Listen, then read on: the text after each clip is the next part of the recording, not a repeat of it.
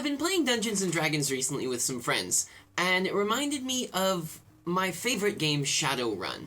What better way to romanticize the future that I may very well end up living in a decade or so than with the cyberpunk dystopian future aesthetic that, like, Isaac Asimov started when he started his stuff.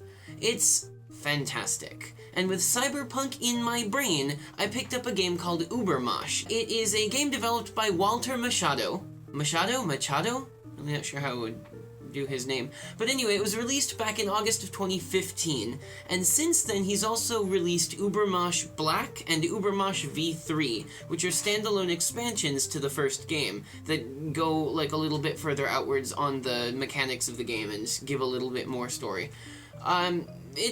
It's a very simple game, very simple, but it's got a lot to offer, so let's dive right in.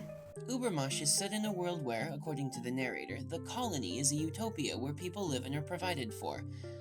However, humans love violence, so as a sort of sporting event or mass entertainment, they've developed respawning and teleportation technology for the purposes of throwing their people into a non-deadly, as long as the teleporters work, contest of blade and bullet with tons and tons of other alien creatures and humanoids, known as Ubermosh. The colony provides us everything, except for violence that we still find on the deserts of Altakar.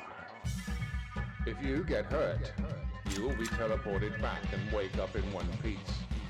For now, welcome to Ubermosh. It's revealed in Ubermosh Black that this sort of heroic figure emerged at some point long in the past, and is revered as a sort of deity. After 200 years, the Blade Saint returns to our spawn. It is an honor to be shredded by your skills. See splatters of your holy blood. Respawn and die again. And in Ubermosh V3, you're told by a sort of cult leader that you, who are Blade Saint, are the revered one, or possibly an avatar or descendant of the original one. I am the Saint and colony. The ones who need chaos and violence that my algorithms cannot provide call you Blade Saint. I shall respond you and your followers, your quest for enlightenment. The game is super light on direct plot, but the subtle things that are happening in the background that you learn about by thinking about the things that the narrators have said make it a really interesting cyberpunk future story to shoot and cut in. You play as a non-named female street samurai with an energy sword that can cut bullets in half and reflect them at their shooters. The narrator is Morgan Freeman in the first two, and a vaguely European cult leader in the third installment. There's no character development shown, but then in a story where you exist as a fighter teleported into a hellscape over and over again, you can't really expect a lot of it. This game isn't about the characters, but the title screen splash arts for them are all pretty cool and definitely cyberpunk, which is one of my favorite art genres. There's a sort of subtle underlay of a suggestion that utopia will never exist perfectly, like they'll still have to engineer a way to entertain the masses using violence. The very first narration implies that violence is a need, something that the inhabitants of the colony require. Why do the people require violence? Unless it's the colony's way of keeping them in check, addicting them to watching it, and then they're less likely to do it themselves. Very dystopian. This game plays like a cross between Realm of the Mad God, Toho Project, and Metal Slug.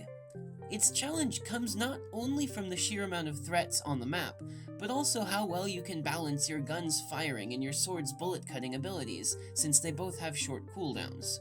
There's a sense of urgency as soon as you start the game, and if you can manage to get into a groove, you can really enjoy the careful movement management, timing of shots and slashes, and seeing your score just go up and up and up.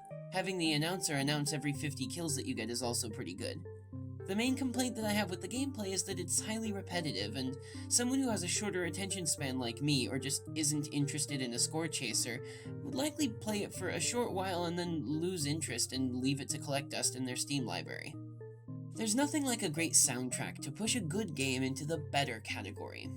The thrumming beats and sweet guitar riffs match the electronic future punk aesthetic of the game's art really well, and since you likely won't be alive long enough for each time, you won't get tired of the music in one playthrough. Its soundtrack comes in a bundle with the game too, so points all around. plenty of indie games on the market right now, right? And there are a lot of them that are similar either in aesthetic or gameplay to Ubermosh.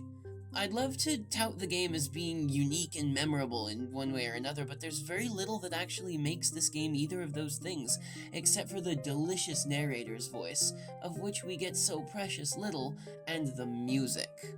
Visually, it's nothing special, even if it looks very good, and actually ran at more than 50 frames per second even on my garbage PC. What this game does is it brings you in for the experience of defeating swaths and swaths of enemies for a little while, and it does that well. That said, it lacks much replayability for anyone outside of achievement hunters, even if the game itself is actually really fun. So I can't say right now that you should go out immediately and buy this game and play it. What I can say is that if the game is on sale, like it is right now at the time of this video's being uploaded for 50 cents, then pay the 50 cents. It's definitely an experience worth something. It's not a fantastic game, but it is a good game, and people who make good games have the potential to go on and make fantastic games. I enjoyed the hour and a half that I spent playing this game for research, so I might go back and play it a little bit more normal, you know? And you get the sweet cyberpunky rock OST for free if you get the bundle with it as well. So, go do it. Ladies and gentlemen, thank you for watching this video. I hope that you enjoyed it. If you did, the like button is right there waiting to be all kissed up and mouthed on. You can also follow my socials, that's the Facebook and Twitter that are down in the description box. If you haven't subscribed or followed already, then by all means, please do so. And you can throw some support my direction at the Patreon link as well, if that's something that you'd like to do. Thank you guys very much for watching, and I'll see you next time.